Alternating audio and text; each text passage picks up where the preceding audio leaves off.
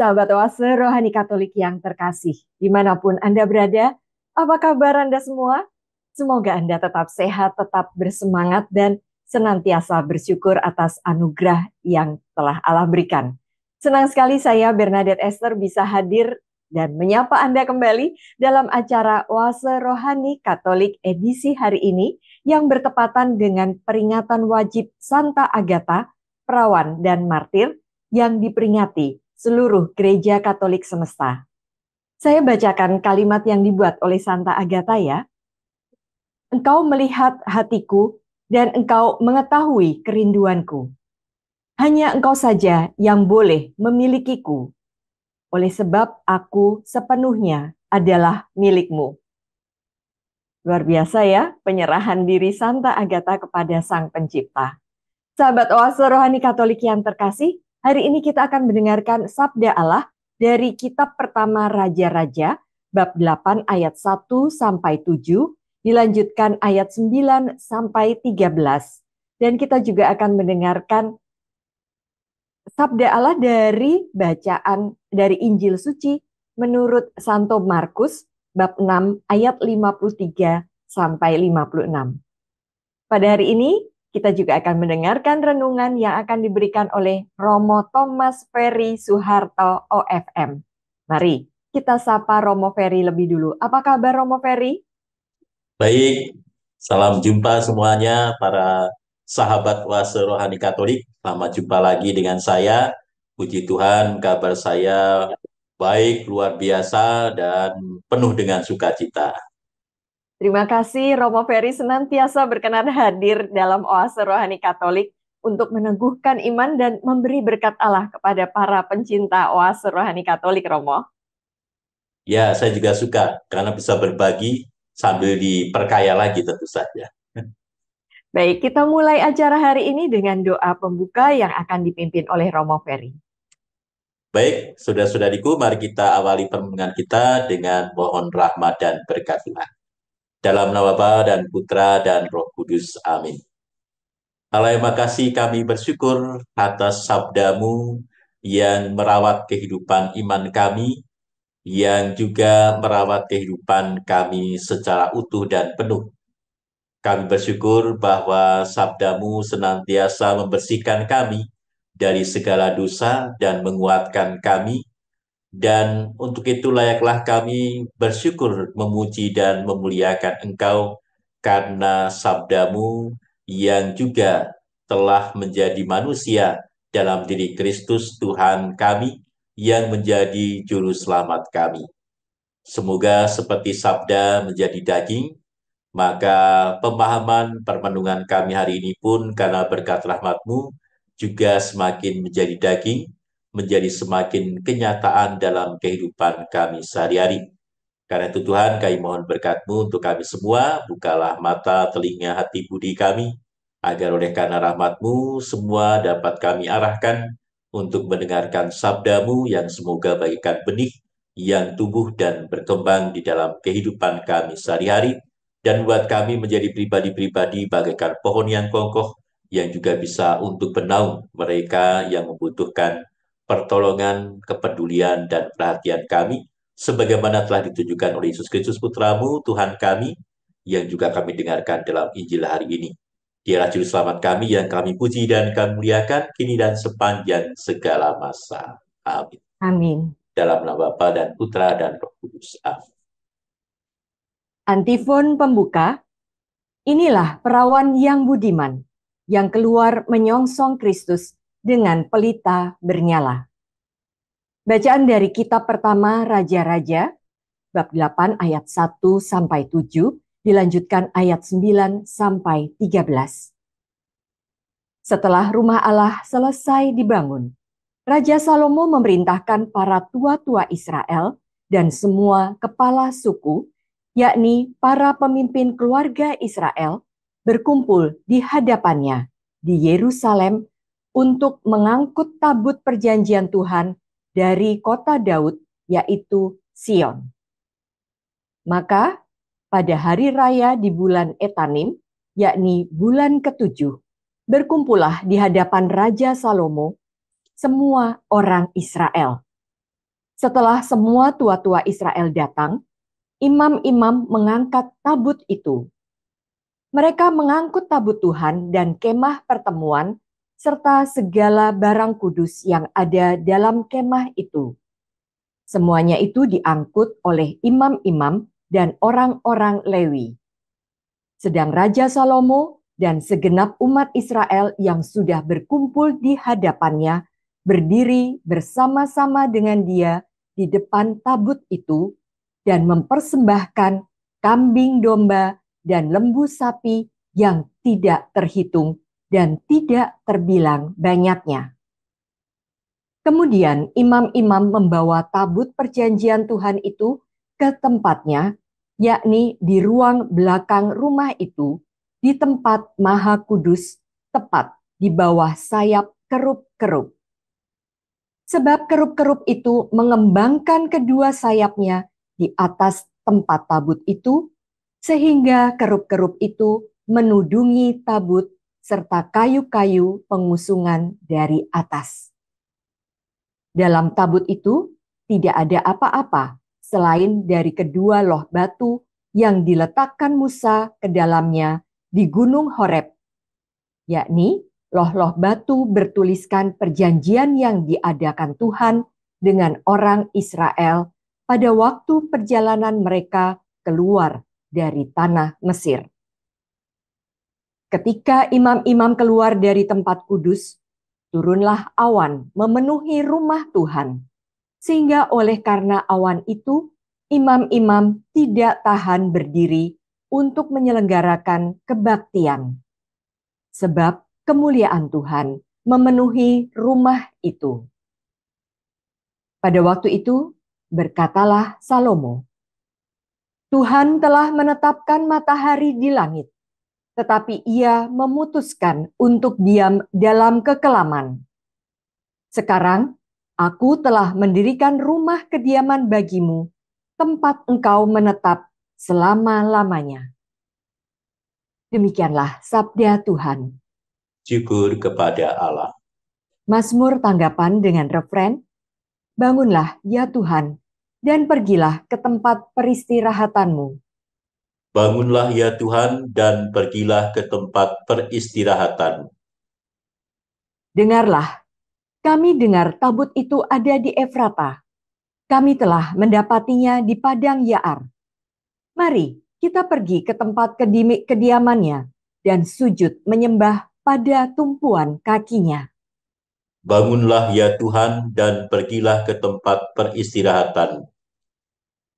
Bangunlah ya Tuhan dan pergilah ke tempat peristirahatanmu. Engkau serta tabut kekuasaanmu. Biarlah imam-imammu berpakaian kebenaran, dan biarlah bersorak-sorai orang-orang yang kau kasihi. Demi Daud hambamu, janganlah engkau menolak orang yang kau urapi. Bangunlah ya Tuhan dan pergilah ke tempat peristirahatan. Aleluya, aleluya, Haleluya. aleluya. Yesus mewartakan kerajaan Allah dan menyembuhkan semua orang sakit. Haleluya. Tuhan bersama. Dan bersama rohmu, Inilah Injil suci menurut Markus.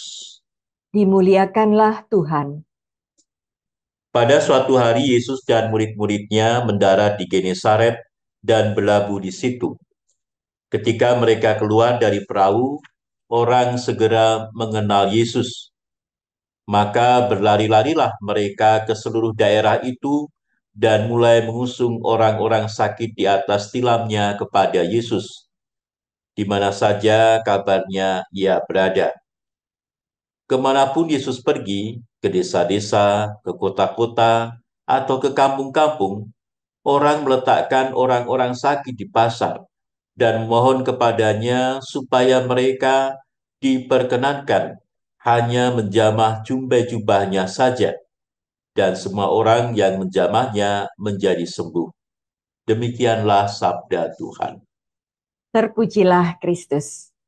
Ya Romo Ferry, tadi dalam kitab pertama Raja-Raja kita mendengar Setelah Salomo mendirikan bait suci, tabut perjanjian yang menjadi lambang kehadiran dan penyertaan Tuhan, serta semua perlengkapan kemah pertemuan dibawa masuk ke dalam bait suci, kemudian kemuliaan Tuhan berkenan hadir memenuhi bait suci. Indah sekali ya Romo. Apa inspirasi iman yang hendak Romo Peri sampaikan kepada kami? Baik, dari bacaan-bacaan ini kita akan melihat inspirasi yang mungkin berguna bagi kehidupan kita dalam berliturgi. Karena kita melihat bagaimana contoh liturgi yang indah yang diawali oleh Salomo ketika selesai membangun bait suci. Sebelumnya liturgi orang-orang Israel kan sederhana saja. Ya ini kalau kita melihat misalnya yang dilakukan oleh Abraham, oleh kemudian ya pengganti-penggantinya karena mereka kan hidup sebagai peternak yang nomaden, maka ungkapan ibadahnya juga cukup sederhana, yaitu mempersembahkan kurban kepada Allah melalui mezbah, dan itu ditempatkan di mana-mana, di mana mereka pergi, mereka bisa kemudian mengungkapkan ibadah mereka dengan mempersembahkan kurban di altar yang mereka buat ya, dan bisa dibongkar lagi lalu pergi lagi sampai di mana bikin altar lagi, persembahkan kurban lagi. Jadi cukup sederhana liturginya pada awal-awal umat Israel itu. Tapi kemudian semakin lama semakin tumbuh berkembang, dan ketika Israel sudah menjadi sebuah kerajaan, tentu dibutuhkan tidak cukup hanya ibadah yang sederhana saja, karena juga sebagai ya mungkin bagian dari prestise kerajaan kalau ibadahnya kan juga bersifat ya megah agung, lalu kemudian menjadi semakin resmi karena ada raja yang menetapkan dan sebagainya, ada petugas-petugasnya. Kalau duanya satu umat saja sudah selesai dengan dirinya sendiri, tidak perlu banyak pembantu. Nah sekarang ada banyak petugas-petugas, lalu juga seluruh umat dikumpulkan. Ya, itu membuat sebuah sense of liturgi yang baru dalam diri umat Israel yang mungkin bisa menjadi inspirasi bagi kita dalam berliturgi sekarang ini, yang tentu mewarisi kemegahan liturgi pada zaman-zaman kerajaan Israel dahulu di sekitar Bait Allah ya. Jadi kita melihat bagaimana menariknya upacara itu mulai diadakan yang tadinya mungkin hanya privat sendiri-sendiri atau keluarga-keluarga. Lalu kemudian kalau Paskah juga hanya berkumpul beberapa keluarga saja. Tapi sekarang lalu kelihatan bahwa ya raja mengumpulkan seluruh umat. Jadi semakin agung ketika semakin umat itu dikumpulkan banyak ya. Maka lalu kita mewarisi sampai sekarang bagaimana doa yang paling utama itu ada dalam kebersamaan. Jadi liturgi tidak pernah lalu dirayakan hanya sebagai privat saja. Memang pada zaman konsili sebelum konsili Vatikan kedua, ya pernah juga bahwa liturgi itu dirayakan privat, terutama oleh para imam. Pada waktu itu imam-imam kan harus mempersembahkan misa satu hari sekali, satu imam. Jadi setiap imam punya kewajiban harus mempersembahkan misa sendiri ya, entah sendiri di depan umat, entah sendiri tanpa umat ya. Sehingga kemudian muncul banyak tradisi misa privata, misa privat. Tapi kemudian Konsili Vatikan kedua menyadari kembali bahwa ya ini roh kebersamaan yang ada pada umat Israel pada zaman awal itu kan lalu tidak nampak lagi. Padahal itu salah satu bentuk ungkapan iman kita, bahwa kita iman itu dalam kebersamaan, bukan iman hanya sendiri-sendiri. Kita dipanggil itu untuk selamat dalam kebersamaan, bukan selamatnya sendiri-sendiri. Jadi dimensi kebersamaan, dimensi kolegialitas, dimensi gereja sebagai persekutuan, nah itu dinampakkan lagi dengan tidak ada lagi misa-misa privata, tapi sebaiknya misa itu dirayakan bersama-sama. Karena kalau misa privata itu jadi lucu juga, kayak orang gila kan. Itu kalau kita misa privata itu kan lalu kita omong sendiri, dijawab sendiri. Tuhan Jawab sendiri. sertamu dan bersamamu juga. Bersamaku dengan aku juga. Ya. Lalu bacaan juga dibacakan ke arah depan, tidak ada orang sama sekali ya. Dan itu memang menjadi kita rasa kembali waktu pandemi kemarin juga kita seperti misa privata karena tidak ada umat yang hadir, Sementara kita harus membaca sesuatu, khotbah sesuatu yang di hadapan bangku kosong. Sepertinya memang jadi orang gila itu ya, ngomong sendiri ya. Tapi bersyukurlah bahwa masa itu sudah lewat, kita bisa bersama-sama lagi. Nah, roh kebersamaan ini yang kiranya perlu dibangkitkan kembali, karena setelah pandemi ini, lalu roh kebersamaan itu juga terasa kurang atau belum kembali seperti sedia kala, seperti sebelum pandemi, karena sekarang banyak juga yang masih mager, malas bergerak, masih merasa puas hanya dengan misa online, padahal misa online itu tetap diadakan karena mengingat ada orang-orang lansia yang sudah berbahaya masuk ke gereja lagi karena komorbid dan sebagainya, juga untuk orang yang sakit. Tapi banyak anak-anak muda atau juga banyak orang-orang yang sehat sekarang ya rasa-rasanya lalu lebih enak bisa online saja di rumah, malas untuk ke gereja lagi. Nah, padahal itu misal untuk orang sakit. Jadi kalau yang sehat itu kemudian hanya bisa online, bisa-bisa mereka lama-lama jadi sakit jiwanya juga. Ya, karena harusnya sukacita bertemu malah saya sendirian saja di rumah. Itu kan berarti sukacita bertemu dengan orang yang merupakan bagian dari kemanusiaan, bagian dari ciri khas kita sebagai makhluk sosial, itu kan lalu kemudian hilang. Jadi kita kalau merasa lebih enak sendiri-sendiri, ya sudah tinggal di hutan sana, bukan sebagai manusia, tapi sebagai orang hutan saja. Padahal sebagai manusia, apalagi sebagai umat beriman, kita dipanggil untuk bersekutu, untuk bersama-sama. Karena hanya dua tiga orang yang berkumpul atas namaku, Tuhan itu hadir. Hanya satu orang lihat TV, di mana mau Tuhan hadir itu ya. Jadi Tuhan memang mengajak kita, menyadarkan kita untuk ada dalam persekutuan, kebersamaan, dan itu harus terungkap dalam liturgi. Liturgi seharusnya dirayakan secara bersama-sama, tidak hanya dirayakan hanya privat-privat sendiri-sendiri atau hanya lihat TV online atau dengan online ya kemudian membuat kebersamaan itu kurang dirasakan. Lalu beragama menjadi agama individual nanti. Lalu solidaritas atau subsidiaritas itu lalu menjadi tidak ada pada tempatnya lagi kalau kita sudah mulai dengan liturgi saja maunya privat, maunya sendiri. Sehingga tidak mungkin ada uh, keinginan untuk juga solidar dengan yang lain karena sudah merasa cukup dengan diri sendiri. Itulah tantangan manusia modern yang semakin lama semakin individualis, lalu ditambah lagi dengan ibadahnya pun sekarang bisa individualis dengan misa online.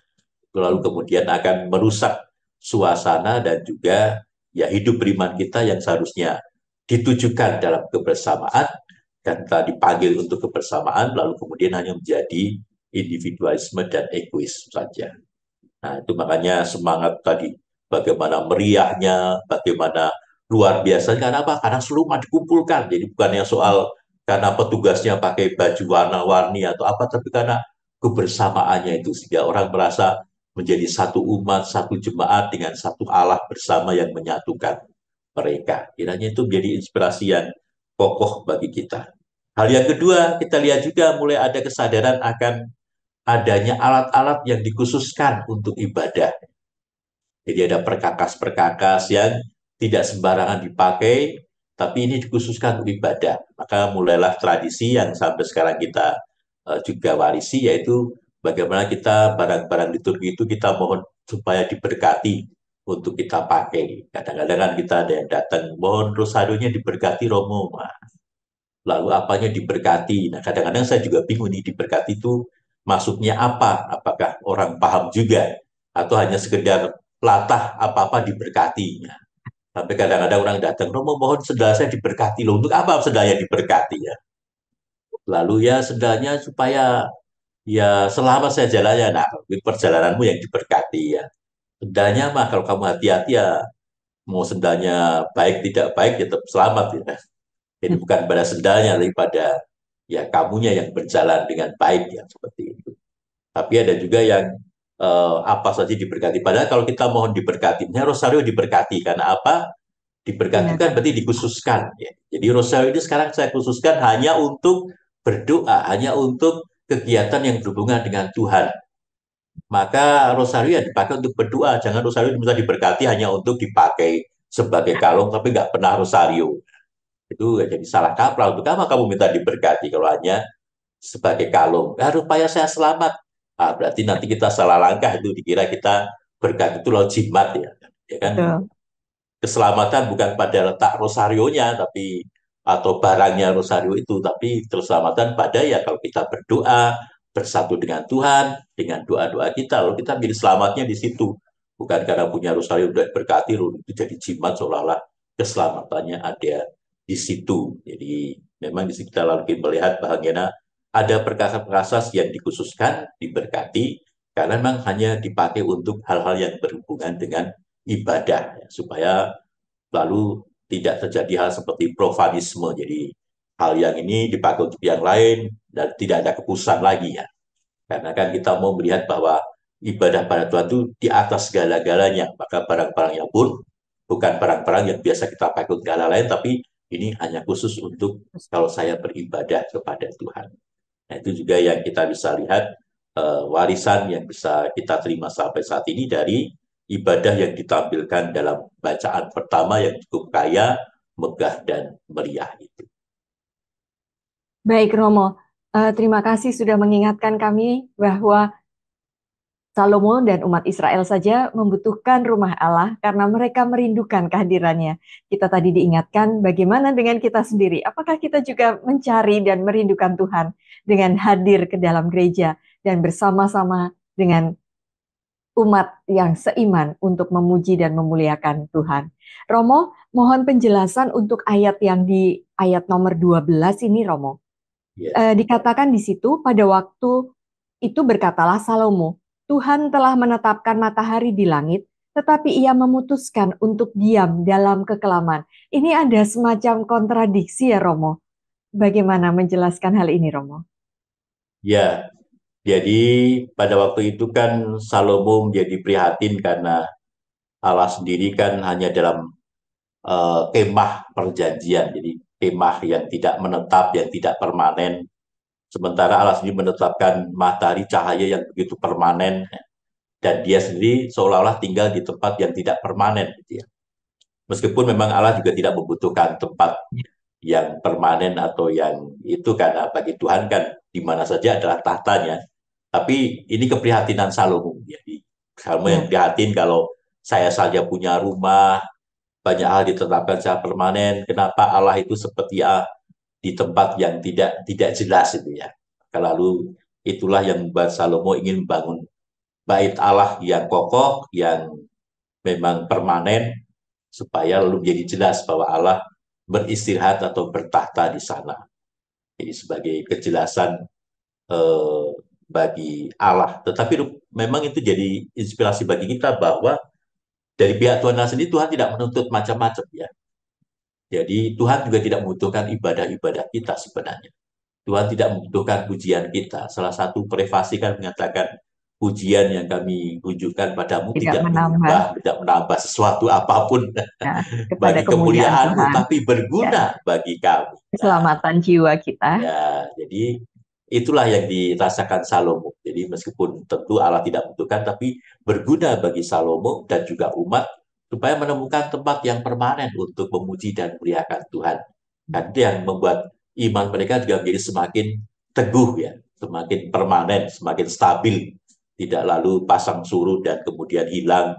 Nah, mereka membutuhkan juga satu tempat yang pasti di mana Allah bisa ditemui secara pasti di situ. Nah, itu kan kebutuhan kita manusia, bukan Allah. Kan Allah tentu bisa bertahta di mana saja, bisa dijumpai di mana saja, dan kemuliaannya tidak berkurang tanpa kita kurang pujian padanya, tapi semuanya kembali pada kebutuhan kita yang membutuhkan sarana untuk bisa secara pasti bisa berjumpa dengan Tuhan secara utuh, secara permanen demi keteguhan iman kita juga.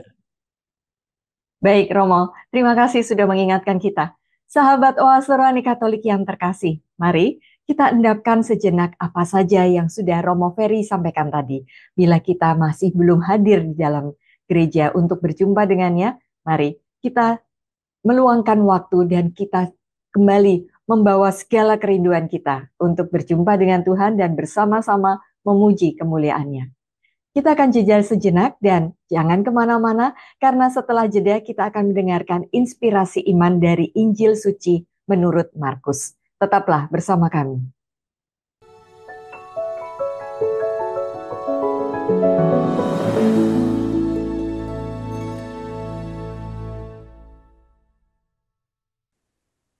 Sahabat Oase Rohani Katolik yang terkasih, Anda masih bersama kami, Romo Thomas Ferry Suharto, OFM, dan saya Bernadette Esther. Bila Anda memiliki pertanyaan atau hendak sharing iman, Anda bisa menghubungi kami melalui email orkkaj2021@gmail.com atau melalui WA dengan nomor 0881 0251 33438. Nah, mari kita lanjutkan perbincangan rohani kita. Romo Ferry, Injil Markus hari ini menceritakan antusiasme orang-orang untuk bertemu dengan Yesus. Saat Yesus dan murid turun dari perahu, orang segera mengenali dia sebagai guru dan penyembuh, lalu mereka membawa anggota keluarga dan orang-orang terkasih kepada Yesus untuk disembuhkan.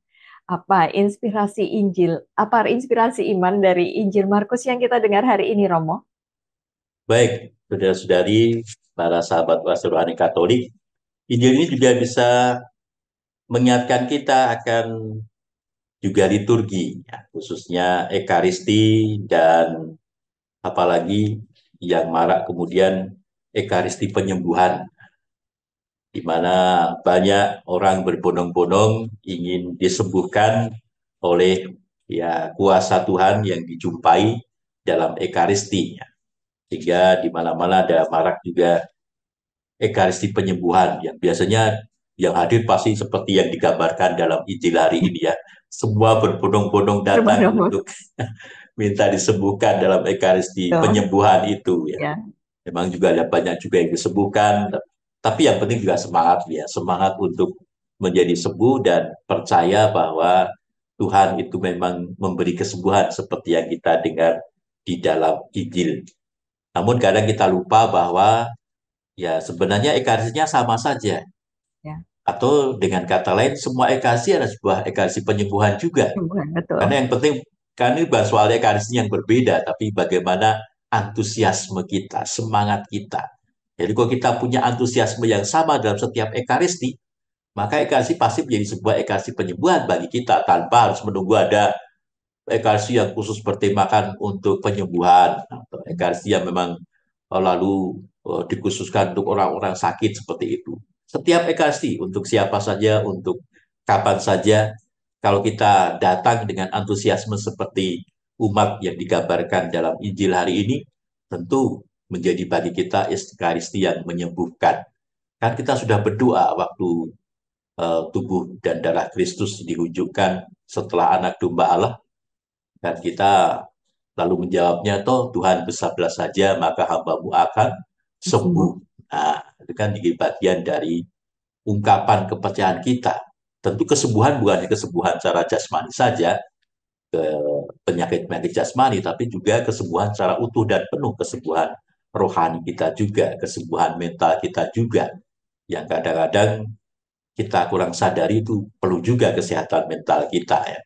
Dan itu penting juga ya, karena kalau orang tidak sehat mental juga sehatnya jasmani lalu tidak akan terasakan kalau mentalnya juga tidak sehat, orang stres, orang kemudian tidak akan bahagia.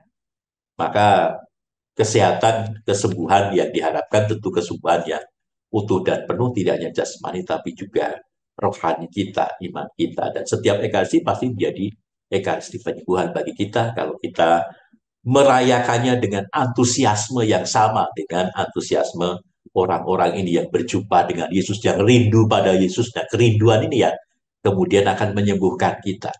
Dan kerinduan itu kan begitu besar sampai-sampai dalam Injil tadi dikatakan mereka mohon supaya boleh hanya menjamah jubah-jubahnya saja. Sudah yakin pasti akan sembuh. Nah, keyakinan itu ya. Sehingga tidak perlu sampai menyentuh langsung Yesus, hanya jubah-jubahnya saja. Nah, itu sudah kemudian mereka merasa disembuhkan karena ya antusiasme mereka dihargai oleh Tuhan dengan mendapatkan kesembuhan, memberikan kesembuhan kepada umat yang penuh antusiasme tadi, penuh kerinduan tadi. Maka sebenarnya kan seperti hanya doa-doa itu kan bukan soal rumusannya, tapi soal hati kita. Hati kita yang sungguh berserah, berpasrah, menyerahkan seluruhnya pada Tuhan. Hati kita yang sungguh mengharapkan Tuhan, mengandalkan Tuhan, maka pakai rumusan apapun, pakai cara apapun, lalu menjadi sarana bagi Tuhan untuk meneguhkan dan mengabulkan doa-doa kita. Karena itu yang terbaik bagi kita ya. Dan menarik karena dengan hanya boleh menyentuh jumbe jubahnya, lalu terjadi sebuah tradisi yang kita warisi sampai sekarang, yaitu tradisi adanya relikwi. Ya. Jadi kita percaya bahwa Tuhan Allah atau karya keselamatan Allah juga melalui para kudus dalam hidup mereka. Bahkan lalu diungkapkan juga dengan apa-apa yang berhubungan dengan para kudus itu bisa menjadi saluran keselamatan juga. Maka dalam gereja Katolik lalu kita ada tradisi untuk adanya relikwi-relikwi para kudus yang dipercaya itu menjadi juga sarana keselamatan. Tapi tentu harus waspada di sini supaya tidak membuat bahwa relikwi seolah-olah sebagai jimat ya, karena kekuatan penyelamatannya bukan pada barangnya, tetapi pada kesatuannya dengan Allah, kesatuan roh, kesatuan orang kudus dengan Allah, dan kemudian kesatuan barang-barang itu dengan orang kudus yang bersatu dengan Allah. Ya. Jadi Allah yang menjadi sumber penyelamatannya, jadi bukan barang-barang itu. Maka ini juga menjadi kewaspadaan bagi kita kalau kita punya relikwi dalam misalnya dalam ibadah-ibadah berkaitan dengan Roh Kudus, novena-novena dengan Roh Kudus, kan kadang ada penghormatan relikwi dan sebagainya. Nah, itu bukan jimat yang kemudian disembah, lalu itulah jadi sumber keselamatan, tidak, tapi itu hanya sebagai mengingatkan bahwa kesatuan dengan Allah itulah yang menyembuhkan, seperti kita lihat dalam diri orang kudus, dan seperti kita lihat dalam barang-barang yang diwariskan oleh orang-orang kudus itu, yaitu dalam bentuk relikwi-relikwi, yang itu menjadi sesuatu yang istimewa, bisa menjadi saluran keselamatan, karena kesatuannya dengan Allah sebagai sumber penyelamat itu. Jadi supaya kita juga tidak salah kaprah lalu seolah-olah lalu membuat itu sebagai jimat ya. Karena pernah terjadi juga ya, dulu beberapa raja-raja itu sampai merasa itu jimat sehingga jadi juga kebanggaan bahwa saya punya religi dari orang yang paling kudus ya. Religi para rasul misalnya itu kan levelnya tingkat pertama, lalu banyak raja-raja itu mencoba berebutan religi-religi dari Yesus Kristus, religi dari para rasul, dan itu kemudian dijadikan seolah itu sumber kemenangan, sumber jin, dan itu yang disalah kaprahnya di situ. Jadi kita memang masih juga sekarang ada tidak menyetop adanya relikwi itu, tapi dengan pemahaman yang lebih dewasa, sehingga tidak menjadikan itu bagaikan jimat-jimat saja, tapi itulah bagian dari kita mengakui bahwa karya keselamatan Allah itu dilakukan dengan begitu luas sehingga Allah bisa memakai apapun sebagai sarana bagi keselamatan itu. Dan itu kita wujudkan dengan kepercayaan kita pada religi-religi tadi, di mana dalam kesatuan dengan orang kudus dengan Tuhan Allah, lalu keselamatan itu bisa disalurkan.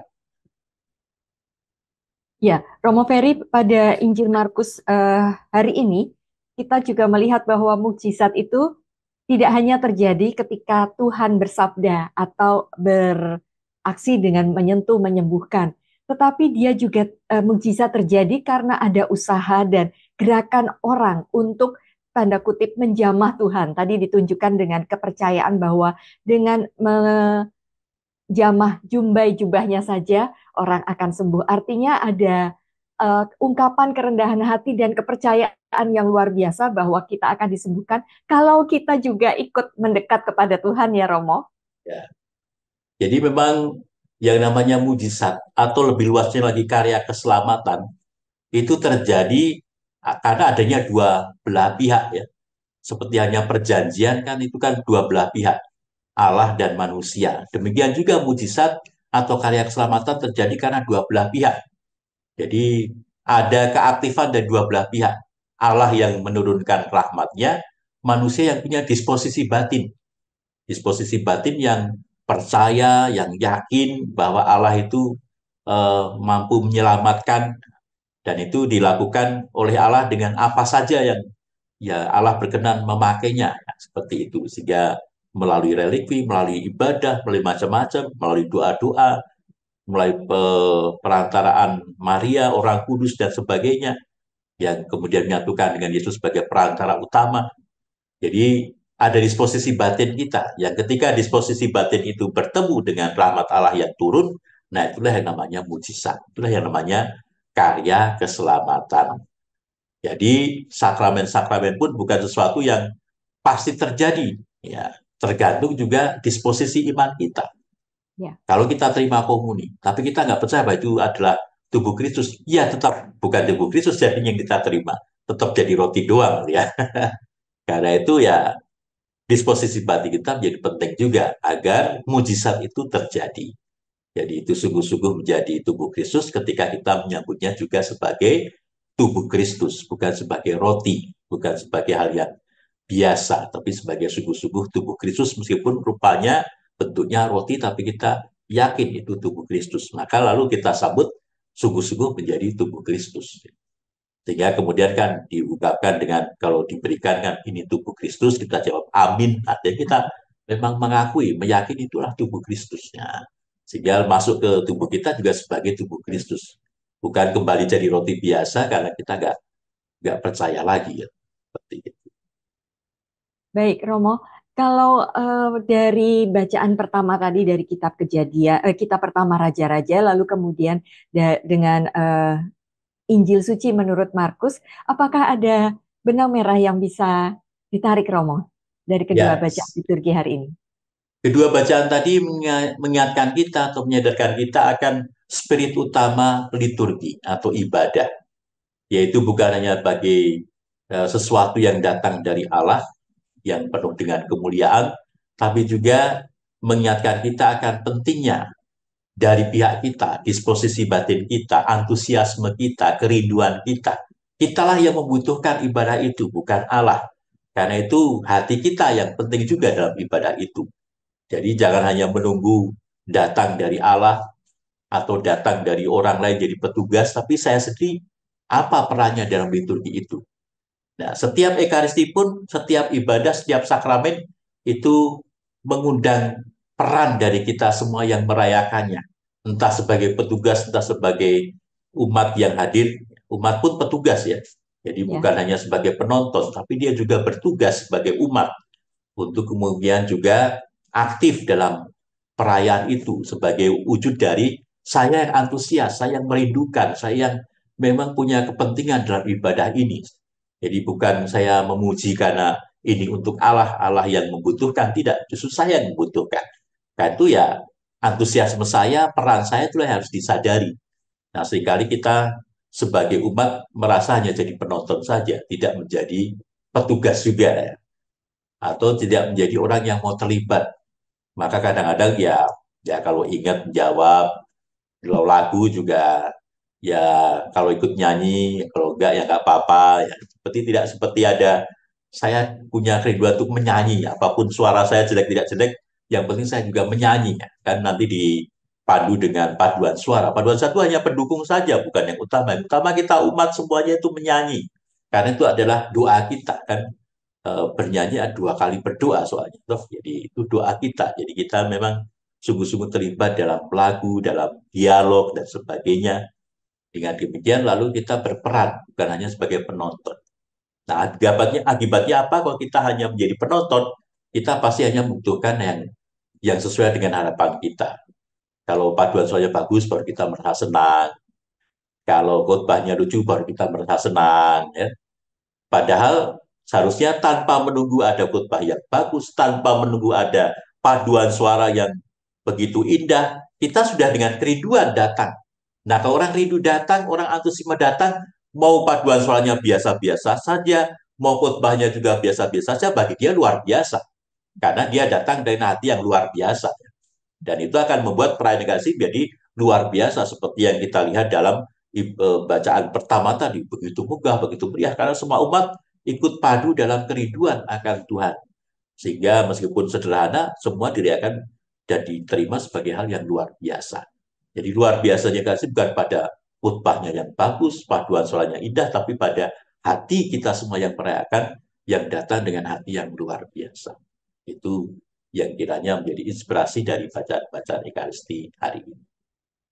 Ya, terima kasih Romo Ferry untuk renungan yang luar biasa. Sahabat Oase Rohani Katolik yang terkasih, Romo Ferry sudah mengingatkan, dibutuhkan sikap proaktif dari kita semua untuk bergerak menghampiri Tuhan, mengungkapkan iman kepercayaan kita. Hanya orang yang mengenal Yesus yang akan bergegas menghampiri Dia, dan hanya orang yang percaya kepadanya yang akan datang memohon kepadanya untuk sekedar menjamah jubah-jubahnya. Apa yang akan terjadi? Kita akan disembuhkan, baik fisik maupun rohani kita yang sedang sakit. Nah, Romo Ferry, sungguh luar biasa pencerahan yang diberikan Romo hari ini. Semoga ini menyadarkan kita untuk kembali bergegas menuju ke rumah Tuhan. Romo Ferry dan para pemirsa serta pendengar setia Oase Rohani Katolik yang terkasih, kini kita sudah berada di penghujung acara. Kita akan mengakhirinya dengan doa penutup dan menerima berkat Allah melalui Romo Ferry. Monggo Romo. Baik, saudara-saudariku, para sahabat Waserwani Katolik, mari kita syukuri segala inspirasi yang kita dengarkan dari Sabda Tuhan hari ini, yang kiranya bisa membuat kita sungguh-sungguh ya ditransformasi, diubah, dibaharui oleh Sabda Tuhan ini. Untuk itu kita syukuri dengan doa dan mohon berkat Tuhan. Dalam nama Bapa dan Putra dan Roh Kudus. Amin. Allah yang makasih, kami bersyukur karena meskipun Engkau tidak membutuhkan pujian dari kami, tetapi kami sadar bahwa ibadah dan pujian yang kami haturkan padamu sungguh berguna bagi kami. Kami disadarkan oleh ibadah-ibadah yang kami ikuti untuk berperan serta aktif sebagai ungkapan kerinduan, ungkapan kami yang sungguh membutuhkan Engkau sebagai sumber keselamatan kami. Semoga kerinduan inilah yang menggerakkan kami untuk datang kembali ke gereja dengan semangat yang berkobar-kobar, bukan dengan hanya ingin mencari yang menyenangkan saja, tetapi ingin mempersembahkan seluruh hidup kami agar kami menyenangkan hatimu. Karena dengan menyenangkan hatimu itulah, maka kami mendapatkan rahmat, daya, dan kekuatan yang membuat hidup kami semakin hari semakin dikuduskan dan disucikan di dalam kesatuan denganmu, di dalam namamu yang suci dan kudus. Karena dia Tuhan, semoga rahmat-Mu menguatkan hati kami, agar kami semakin aktif berperan serta dalam setiap ibadah yang kami ungkapkan, agar melalui ibadah itu kami tidak hanya mengikutinya, tapi kami juga ikut dikuduskan dan disucikan dan diselamatkan melalui ibadah yang kami rayakan untuk memuji dan memuliakan namamu.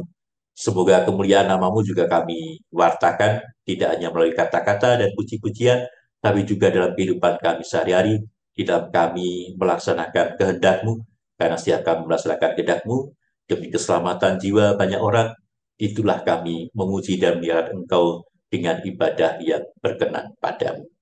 Maka ya Tuhan, berkatilah kami semua, agar kami sungguh mampu beribadah dengan baik, dan juga mewartakan kemuliaan-Mu melalui kehidupan kami sehari-hari. Maka semoga berkat Tuhan senantiasa turun berlimpah-limpah atas seluruh kehidupan kita, Bapa dan Putra dan Roh Kudus. Amin. Amin. Sahabat Oase Rohani Katolik yang terkasih, dengan demikian usai sudah acara kita pada hari ini. Saya Bernadette Esther dan Saya Romo Thomas Ferry Suharto OFM.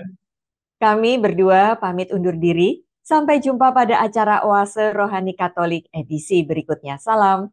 Matur nuwun Romo. Sami-sami.